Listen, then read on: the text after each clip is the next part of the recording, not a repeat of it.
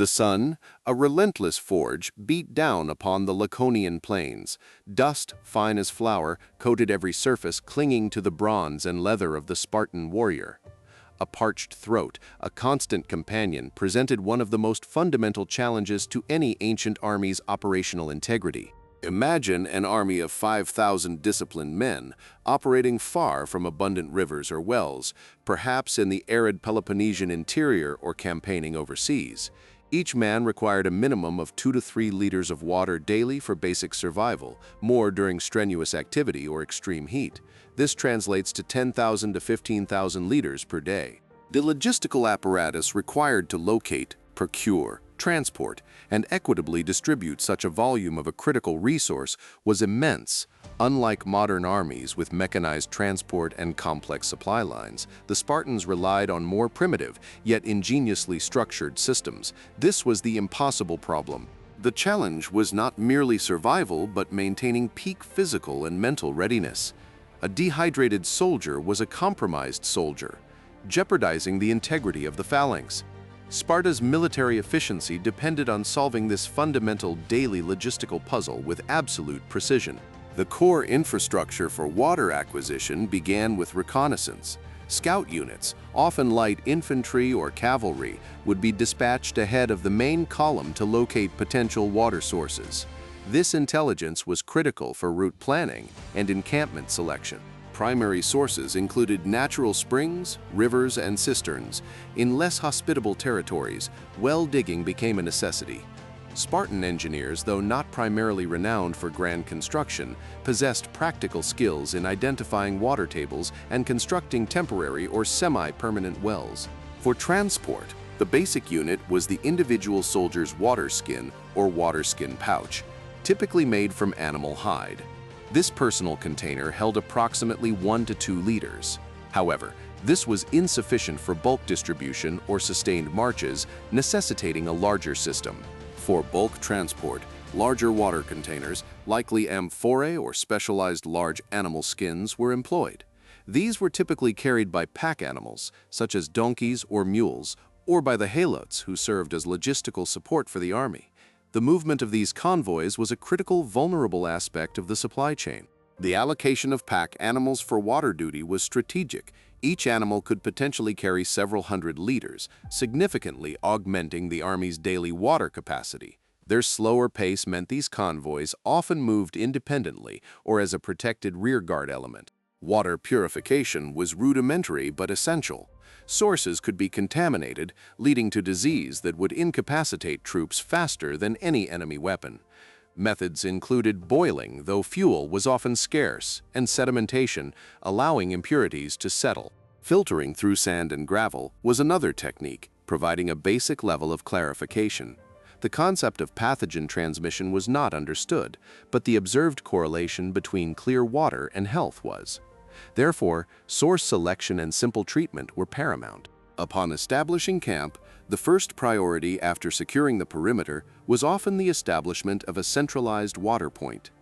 This could involve diverting a stream, digging temporary wells, or consolidating transported water into communal basins. Discipline was critical to prevent chaos. The ephors, and specifically the Polemarchs leading a campaign, held ultimate authority over water management. However, the practical oversight fell to specific officers within the company structure, often designated for logistical tasks. This ensured accountability and order during distribution. Each soldier was not simply handed water. The process was regimented. Individual Spartans would present their personal waterskins at designated times, often during rest periods or at the conclusion of the day's march. Strict rationing was enforced during periods of scarcity, a testament to Spartan discipline. The allocation was not arbitrary. It was based on rank, unit size, and immediate need, as assessed by commanding officers. The strict hierarchy of the Spartan army extended even to vital resources, ensuring that the phalanx's operational core remained hydrated and effective. The syssitia, or common mess halls, which were central to Spartan social life, extended their logistical principles to the field. While not strictly for water distribution, the communal ethos fostered in these groups ensured that individual needs were understood and addressed within the broader unit structure. Comparatively, Other Greek city-states often faced similar water challenges, but lacked Sparta's rigid internal discipline. Athenian armies, for instance, might rely more on individual initiative or a less centralized supply system, potentially leading to inconsistencies and internal strife during scarcity. The Persians, with their vast imperial resources, often employed extensive logistical trains including camels and specialized water bearers, allowing for operations in truly arid regions. However, their scale brought its own complexities and vulnerabilities that Sparta, by necessity, avoided. Sparta's system prioritized minimal reliance on external provisions by fostering self-sufficiency. Each man carried what he could, and the support structure focused on supplementing this, not entirely replacing it. This was a critical distinction in the logistical philosophy. The very training of the Agoge instilled a profound resilience and tolerance for hardship, including thirst. This indoctrination meant Spartan soldiers were psychologically prepared for rationing and deprivation, making the logistical system more robust in practice. Ultimately, the effectiveness of Spartan water distribution in the field was a testament to their institutionalized discipline and hierarchical command structure. Every element, from scout to pack animal to individual soldier, functioned as a component in a critical mechanical system designed for survival and combat readiness. Despite its initial effectiveness, the Spartan logistical system, particularly for critical resources like water, possessed inherent vulnerabilities that eventually contributed to its decline. The very rigidity that made it strong also proved to be its undoing when conditions changed. A primary factor in the system's eventual collapse was the dramatic decline in the number of full Spartan citizens, the homoioi. Fewer men meant fewer trained individuals to oversee and execute the complex logistical demands, straining the entire apparatus over time. The highly centralized and unadaptable nature of Spartan society meant little innovation in logistical techniques. While effective for traditional Peloponnesian warfare, the system struggled to adapt to extended naval campaigns or operations in truly distant and unfamiliar terrain. Heavy reliance on the Helot population for manual labor, including water transport, introduced a constant internal tension. The ever-present risk of Helot rebellion diverted military resources and created an unreliable, potentially hostile, component within the supply chain. Prolonged campaigns such as those during the Peloponnesian War stretched the logistical capabilities beyond their sustainable limits.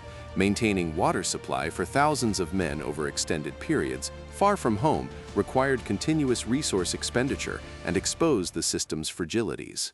The Spartan economic system based on land allotments, kleroi worked by Helots, and a general disdain for trade limited the financial and material resources available for developing advanced logistical infrastructure.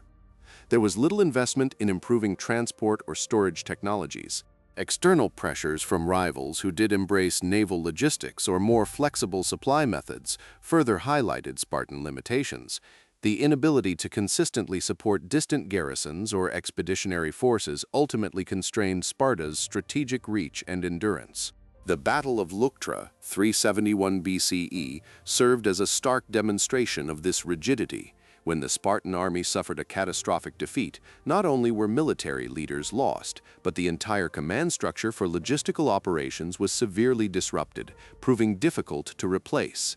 The singular focus on military excellence often overshadowed the need for comprehensive administrative and economic reforms. This systemic imbalance meant that while individual Spartan soldiers remained formidable, the underlying support systems for critical resources gradually atrophied. The inability to secure reliable, consistent water supplies for an expanding sphere of influence, or during prolonged sieges, became a strategic impediment. Commanders were increasingly forced to choose between withdrawing or risking widespread attrition from thirst and disease.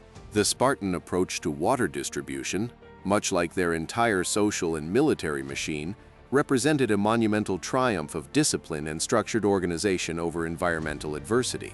It was a meticulously crafted system designed for maximum efficiency in a defined context. Yet, this efficiency came at a profound cost. The system's reliance on a rigid social order, the forced labor of Helots, and a deep-seated aversion to change ultimately limited its long-term viability and adaptability when faced with evolving strategic landscapes. The gleaming bronze of the Hoplites' shield often obscured the unseen, relentless effort required to sustain the man behind it. The constant, disciplined effort to procure and distribute water was as fundamental to the Phalanx's integrity as any weapon or drill often taken for granted. The cool sound of the Eurotas River flowing, a constant presence for Sparta, belied the arduous journey water often took to reach its most disciplined citizens on campaign. A system forged in necessity, it eventually buckled under the weight of its own inflexibility. We are left to consider what overlooked, fundamental mechanical systems in our own societies are currently operating with such precision and rigidity only to face an inevitable collapse due to a lack of adaptability.